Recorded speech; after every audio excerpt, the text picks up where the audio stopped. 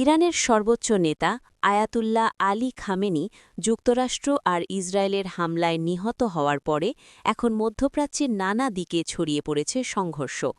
খামেনিকে হামলা চালিয়ে নিহত করার পরে মার্কিন প্রেসিডেন্ট ডোনাল্ড ট্রাম্প ইরানের মানুষের প্রতি আহ্বান জানিয়েছেন যাতে তারা নিজেদের দেশের সরকারকে উৎখাত করে।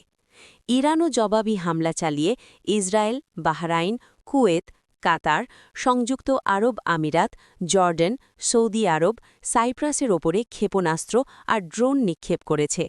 হরমুজ প্রণালী দিয়ে চলাচল করা জাহাজেও হামলা করেছে ইরান।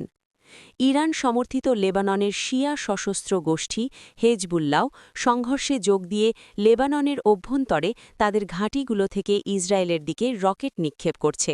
আবার তার জবাবে ইসরায়েলও লেবাননে হেজবুল্লার ঘাঁটিগুলোর ওপরে হামলা করেছে। এই প্রতিবেদনে তুলে ধরা হচ্ছে কিভাবে যুক্তরাষ্ট্র আর ইসরায়েলের সঙ্গে ইরানের যুদ্ধ বাঁধল, তার কী প্রভাব পড়বে আর কতদিনই বা চলতে পারে এই যুদ্ধ। ইরানে কি হচ্ছে? যুক্তরাষ্ট্র আর ইসরায়েল গত শনিবার ইরানের ক্ষেপণাস্ত্র পরিকাঠামো, সামরিক স্থাপনা আর শীর্ষ নেতৃত্বের ওপরে ব্যাপক হামলা শুরু করে। প্রথম দফার হামলাতেই আয়াতুল্লাহ আলী খামেনির পরিসরটি মাটিতে মিশিয়ে দেওয়া হয়। নিহত হন ইরানের সর্বোচ্চ নেতা।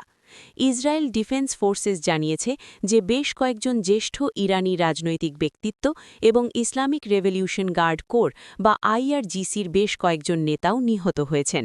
এদের মধ্যে আছেন নিরাপত্তা পরিষদের সচিব আলী শামখানি, প্রতিরক্ষামন্ত্রী ব্রিগেডিয়ার জেনারেল আজিজ নাসিরজাদে এবং আইআরজিসির কমান্ডার জেনারেল মুহাম্মদ পাকপৌর। এরপরে আহমেদ ওয়াহিনীকে নতুন সর্বোচ্চ কমান্ডার হিসেবে ঘোষণা করে আইআরজিসি। ইরানি রেড ক্রিসেন্টের তথ্য অনুযায়ী মঙ্গলবার পর্যন্ত দেশটিতে ৭৮৭ জনের মৃত্যু হয়েছে। ইরানি কর্মকর্তারা বলছেন দেশটির দক্ষিণাঞ্চলে আইআরজিসির একটি ঘাঁটির কাছাকাছি একটি স্কুলে হামলা চালানো হয়, যাতে শিশুসহ ১৫০ জনেরও বেশি মানুষ নিহত হয়েছেন। ইরানের ইন্টারনেট সংযোগ প্রায় পুরোপুরি বন্ধ, দেশটির আকাশ সীমাও বন্ধ করে দেওয়া হয়েছে। ইরানের সামরিক বাহিনীর জবাবি হামলা চালানোর ক্ষমতা এখনও আছে। রোববার যুক্তরাষ্ট্র আর ইসরায়েল নতুন করে হামলা চালায় রাজধানী তেহরান সহ বিভিন্ন জায়গায়। ট্রাম্প ঘোষণা করেন যে ইরানি নৌবাহিনীর সদর দফতর ধ্বংস করা হয়েছে। যুক্তরাষ্ট্রের সেন্ট্রাল কমান্ড সেন্টকম সোমবার জানায় যে ওমান উপসাগরে তারা ১১টি ইরানি জাহাজ ডুবিয়ে দিয়েছে।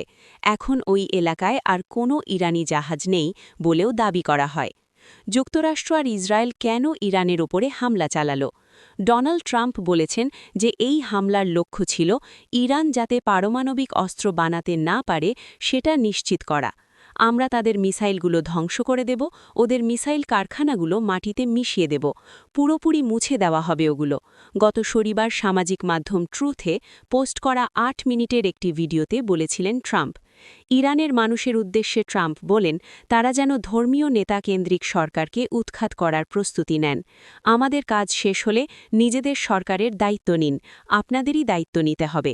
কয়েক প্রজন্মের মধ্যে আপনাদের সামনে সম্ভবত এটাই একমাত্র সুযোগ। যুক্তরাষ্ট্র অপারেশন এপিক ফিউরি নামের এই ব্যাপক সামরিক সংঘাত শুরুর কয়েক সপ্তাহ আগে থেকেই প্রেসিডেন্ট ট্রাম্প হুমকি দিচ্ছিলেন যে ইরান যদি তার পারমাণবিক কার্যক্রম নিয়ে নতুন এক চুক্তিতে রাজি না হয় তাহলে তিনি সামরিক হামলার নির্দেশ দেবেন। ইরান বারে বারেই দাবি করে এসেছে যে তাদের পারমাণবিক কার্যক্রম সম্পূর্ণভাবেই শান্তিপূর্ণ। যুক্তরাষ্ট্রের সেন্ট্রাল কমান্ড জানিয়েছে যে তারা চায় ইরান সরকারের নিরাপত্তা সংক্রান্ত কাঠামোকে ভেঙে দিতে, বিশেষত যেসব স্থাপনাগুলো থেকে আসন্ন হুমকি আছে সেগুলিকে প্রাধান্য দিতে। এর আগে ইসরায়েলের প্রধানমন্ত্রী বেঞ্জামিন নেতানিয়াহু বলেছিলেন ইরানের সন্ত্রাসবাদী কর্তৃপক্ষের যে অস্তিত্বের সংকট তৈরি হয়েছে তা নিশ্চিহ্ন করতে অভিযান শুরু করেছে ইসরায়েল ও যুক্তরাষ্ট্র।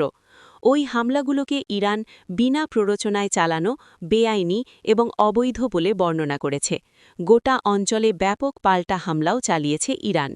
ইরান সমর্থিত লেবাননের শিয়া সশস্ত্র গোষ্ঠী হেজবুল্লাহ সংঘর্ষে যোগ দিয়ে লেবাননের অভ্যন্তরে তাদের ঘাঁটিগুলো থেকে ইসরায়েলের দিকে রকেট নিক্ষেপ করছে।